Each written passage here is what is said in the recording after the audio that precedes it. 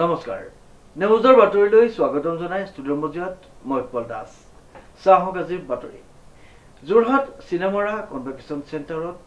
অনুষ্ঠিত হৈছে এখন গুৰুত্বপূৰ্ণ সভা নিউজ নাইক ৰিপৰ্ট যোৰহাটবাসী ৰাইজৰ মৰম আবেগ আৰু দাবীৰ প্ৰতি সঁহাৰি জনাই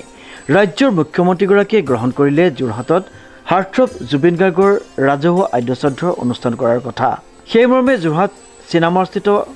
কনভেনশ্যন চেণ্টাৰত এখনেই সভা অনুষ্ঠিত কৰে য'ত যোৰহাটৰ সাংস্কৃতিক সামাজিক ক্ৰীড়া তথা অন্যান্য ক্ষেত্ৰৰ প্ৰায় 2 শতাধিক লোক উপস্থিত থাকে শিল্পী জুবিন গাৰ্গৰ যেটো 13 দিনীয়া মাংগলিক অনুষ্ঠান আৰু লগতে ৰাজহুৱা শ্ৰদ্ধাঞ্জলি অনুষ্ঠান যেটো অৰ্গানাইজ কৰা হৈছে তাৰ কাৰণে আমি ইয়াতে গোটে কোৰ কমিটি পাব্লিকৰ মাজত যেটো কোৰ কমিটি গঠন হৈছে পাব্লিকৰ অৰ্গানাইজ কৰা এটো অনুষ্ঠান লগতে আমি ডিস্ট্ৰিক্ট এডমিনিষ্ট্ৰেশ্যন ফালৰ পৰা গোটেখিনি লজিষ্টিক সাপোৰ্ট আৰু অ্যাসিস্টেন্সৰ কাৰণে আজি ইয়াত উপস্থিত আছো কোৰ কমিটি মেম্বাৰ্স আমাৰ লগত আছে এই 13 দিনীয়া মাংগলিক অনুষ্ঠানটো আমি 1 তাৰিখে অৰ্গানাইজ কৰি আছো তাৰ ভেন্যু যোৰহাট ষ্টেডিয়াম হ'ব আৰু তাৰ কাৰণে এটা 48 মেম্বাৰৰ এটা কোৰ কমিটি গঠন কৰা হৈছে আৰু তাৰ লগতে বেলেগ এসপেক্টৰ কাৰণে আমি সব কমিটিজো পাব্লিকৰ মাজতে গঠন কৰিছো আজি আৰু যোৱাকালি দুদিন ধৰি আমি মাল্টিপল মিটিংস কৰি গোটেখিনি প্ল্যানিং ইতিমধ্যে ফাইনাল কৰিছো আমাৰ মাজত আমাৰ মিডিয়া কোঅৰ্ডিনেশ্যন সব কমিটি ৰিপ্ৰেজেন্টেটিভ দিগন্ত বুঢ়াগোহাঁই ডাঙৰীয়া আছে তেখেতক মই ৰিকুৱেষ্ট কৰিম যাতে ফাৰ্দাৰ ডিটেইল যেটো মিনিট টু মিনিট আমাৰ কাৰ্যসূচী প্ল্যান কৰিছো হেতু তেখেতে যদি আগবঢ়ায় আৰু বেলেগ যি সব কমিটি আছে তাৰ ডিটেইল ও তেখেতে আমাৰ মাজতে ডাঙি ধৰিব আৰু তাৰ পিছত তাতে যোৰহাট ষ্টেডিয়ামত কেনেকুৱা ষ্ট্ৰাকচাৰ এৰেঞ্জমেন্ট হ'ব হে গোটেখিনি আমি তাৰ পিছত ফাৰ্দাৰ ডিসকাশন কৰিম সভাখনত ৰাজ্য চৰকাৰৰ মন্ত্ৰী বিমল বৰা কেন্দ্ৰীয় মন্ত্ৰী পবিত্ৰ মাঘেৰিটা জিলা আয়ুক্ত জয় শিৱানী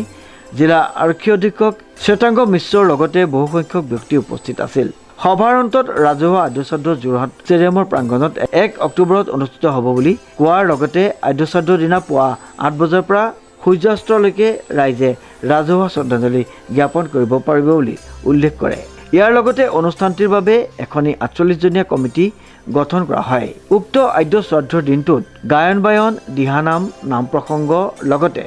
ধৰ্মীয় এখনি প্ৰাৰ্থনা সভা অনুষ্ঠিত হ'ব বুলি জানিবলৈ দিয়ে আদ্যশ্ৰাদ্ধ অনুষ্ঠিত কৰিবৰ বাবে ষ্টেডিয়াম প্ৰাংগণত উক্ত স্থানসমূহ মন্ত্ৰী বিমল বৰাই যোৰহাটৰ একাংশ নাগৰিকৰ সৈতে পৰিদৰ্শন কৰা পৰিলক্ষিত হয় সাংবাদিক বন্ধুসকল আমাৰ অসমীয়া প্ৰাণৰ ইয়াৰ আমতো জুবিন গাৰ্গৰ যেটো অনুষ্ঠান ইয়াত পাতিবলৈ লোৱা হৈছে আপোনালোকৰ হয়তো অৱগত যে গুৱাহাটীৰ যি অনুষ্ঠান হৈছিল তাৰ ওপৰত দৃষ্টি ৰাখি আমাৰ ইতিমধ্যে ৰাজহুৱা সভাই যোৰহাট ষ্টেডিয়ামখন ঠিক কৰি লৈছে তাতে আমাৰ কাৰ্যসূচী আৰম্ভ হ'ব এটা অনুষ্ঠান ডাঙৰ অনুষ্ঠান হ'ব সৰ্বধৰ্ম প্ৰাৰ্থনা ৰাতিপুৱা 8 বজাৰ পৰা আৰম্ভ হ'ব অতি কমে 1 ঘণ্টাৰ এক সৰ্বধৰ্ম প্ৰাৰ্থনা সভা মূল তাতে মণ্ডপত অনুষ্ঠিত হ'ব তাৰ লগে লগে শ্ৰদ্ধাঞ্জলি অনুষ্ঠানো আমাৰ সুকীয়াভাৱে আৰম্ভ হৈ যাব ৰাইজ সোমাই জুবিন গাৰ্গৰ প্ৰতিচ্ছবিত ফুল দিব পাৰিব তাত বন্তি প্ৰজ্বলন হৈ থাকিব বাকি ধূপ ধুনাকে জ্বলি থাকিব আৰু কেমেৰাৰ কাৰণে কিছুমান জেগা থাকিব আৰু তাতে অস্থি ভস্ম তাতে আপোনালোকে দেখিব পাৰিব আৰু হেফালেদি ৰাইজসকল ওলাই সোমাই গৈ ভিতৰৰ এফালে আৰম্ভ হ'ব সৰ্বধৰ্ম প্ৰাৰ্থনা হ'ব ৰাতিপুৱা 8 বজাৰ পৰা সমান্তৰালভাৱে শ্ৰদ্ধাঞ্জলি অনুষ্ঠান আৰম্ভ হ'ব তাত কেৱল ফুল দিব পাৰিব তাত থাকিব আৰু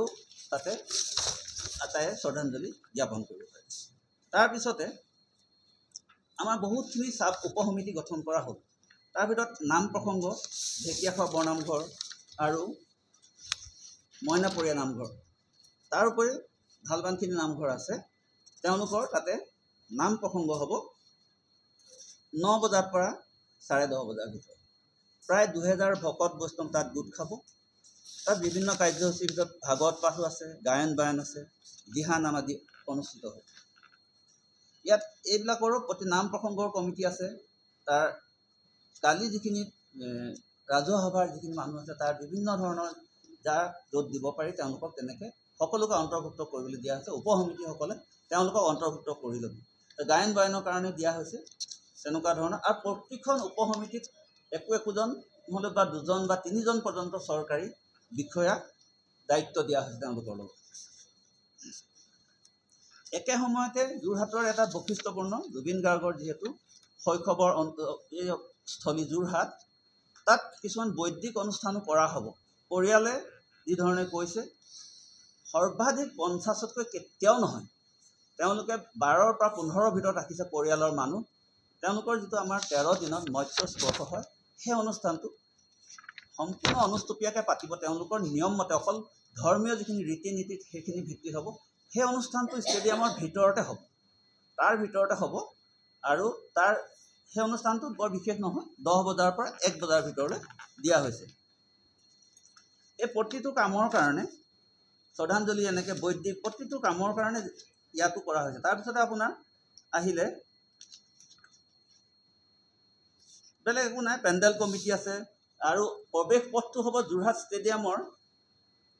যোৰহাট জিলা ক্ৰীড়া সন্থাৰ ভৱনৰ সেইফালেদি প্ৰৱেশ পথ থাকিব, সেইফালেদি সোমাব লাগিব। সোমাই তাতে ব্যৱস্থা কৰা হ'ব, ৰাইজ সোমাই আহিব। তাতে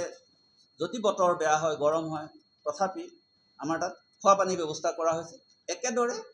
যোৰহাট ষ্টেডিয়ামৰ যিটো হাই পাৰফৰ্মেঞ্চ ট্ৰেইনিং চেণ্টাৰ, তাৰ কিনাৰত মানে তৃতীয়খন গেট হ'ব খুব সম্ভৱতঃ, সেইফালেদি ৰাইজে প্ৰস্থান কৰিব পাৰিব, গেলেৰীত বহি চাবও পাৰিব। নহ'লে য'ত নাম ধৰ্মৰ যিখিনি অনুষ্ঠান হৈ থাকিব তাতো তেওঁলোকে তাত বহিব পাৰিব। তাত খালি চকী আসন নাথাকে, জ্যেষ্ঠসকলৰ কাৰণে ন্যূনতম কিছুমান আসন থাকিব তাত জ্যেষ্ঠসকলৰ কাৰণে। শ্ৰীমন্ত মাধৱ বৰুৱাৰ ৰিপৰ্ট, নিউজ নাও।